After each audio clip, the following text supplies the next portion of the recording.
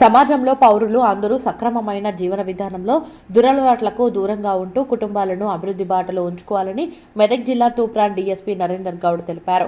మొన్న 17న డివిజన్ కేంద్రం నియోజకవర్గ కేంద్రమైన నర్సాపూర్ పట్టణంలోని రాయరావు చెరువు వద్ద రాత్రి 10 గంటలకు జరిగిన హత్యకు సంబంధించిన పూర్తి వివరాలను ప్రెస్ మీట్లో వివరించి నేరం జరిగిన 24 గంటల్లోనే నిందితులను గుర్తించి అరెస్టు చేసి జైలుకు తరలించడంలో కీలక భూమిక పోషించారంటూ తమాషా ఆకాశీఐ జాన్ రెడ్డి, ఎస్ఐ రంజిత్ కుమార్ రెడ్డి మరియు ఇతర అధికారులు సిబ్బందిని అభినందించి వారికి అవార్డు రివార్డులను ప్రతిపాదనలు పంపుతున్నామని తెలిపారు. తర్వాత నిందితులను మీడియా ముందుకు తెచ్చిన అనంతరం మాట్లాడుతూ పట్టణంలో రోజురోజుకు ట్రాఫిక్ రద్దీ పెరుగుతున్నందున రోడ్లపై వాహనదారులు ప్రధాన రహదారిపై ఎక్కడ పడితే అక్కడ వాహనాలను ఆపుకొని ఇష్టానుసారంగా వ్యవహరించి వచ్చిపోయే వాహనదారులకు పాదచారులకు ఇబ్బందులు కలిగించకూడదన్నారు. అదేవిధంగా తోపుడు బండ్లు, పళ్ల వ్యాపారులు ఎక్కడ రోడ్లపై కనిపించకూడదు అని తెలిపిన తర్వాత దుకాణదారులు కానీ ఇతరులు కానీ ఎవరు కూడా పాదచారుల భద్రతా సౌకర్యం కోసం వేసిన ఫుట్పాత్లను దుర్వినియోగం చేయడం, ఆక్రమించడం చేయకూడదని తెలిపారు. యువత మత్తు పదార్థాలకు, ఆన్లైన్ బెట్టింగ్లకు, జూదం, మద్యపానం, ధూమపానంలకు దూరంగా ఉండాలని తమ తల్లిదండ్రుల కళల సహకారానికి కృషి చేయాలన్నారు. ఆ దిశగా తాము చేస్తున్న ప్రయత్నాలకు కృషికి ప్రజలు కూడా తమ వంతు సహకరిస్తూ మరింత మెరుగైన పనితీరుకు సూచనలు చేయాలని కోరుతూ వాటిని ఆలోచించి ఆ దిశగా చేయగల కృషి చేయగలమన్నారు. నిన్న నర్సాపూర్ పట్టణం రాయరావు చెరువు దగ్గర ఒక హత్యా నేరం జరిగింది. ఈ హత్యా నేరంలో నిందితులు ఇవాళ వాళ్ళందరినీ కూడా మేము అరెస్ట్ చేసినాము. సో దీని వివరాలకు వెళ్తే మృతుడు షారుఖ్ అన్సారీ అని చెప్పేసి యూపీ గోండా జిల్లాకు సంబంధించిన షారుఖ్ అన్సారీ.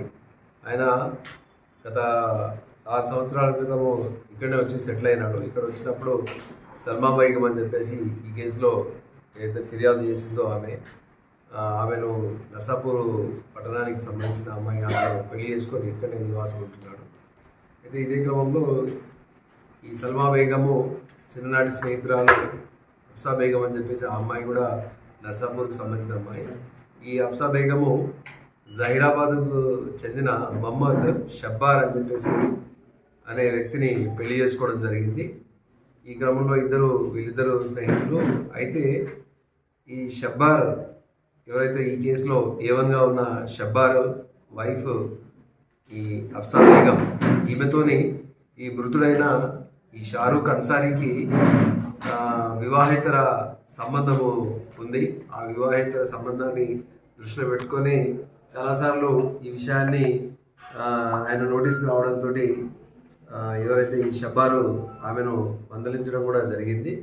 అయితే ఈ క్రమంలో ఇది జరగగానే గత 9 నెలల క్రితము ఒక కేసు విషయంలో, దొంగతనం కేసు విషయంలో ఎవరైతే A1గా ఈ కేసులో ఉన్న మహమ్మద్ షబ్బార్ రాజమండ్రి జైల్లో వెళ్ళాడు. ఆ జైల్లో ఉన్న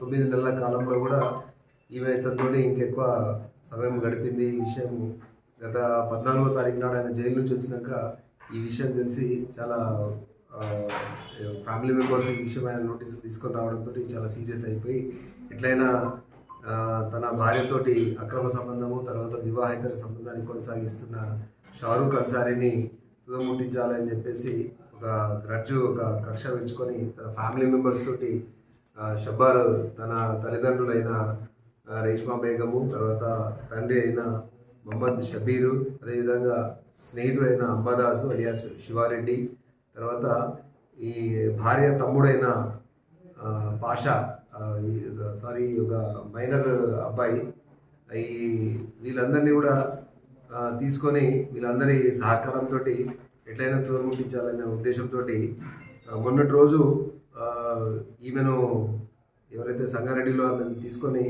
ఇక్కడికి వచ్చి మాట్లాడుకుందాము అని చెప్పేసి ఒక కాంప్రమైజ్ వేలో మాట్లాడదామని చెప్పేసి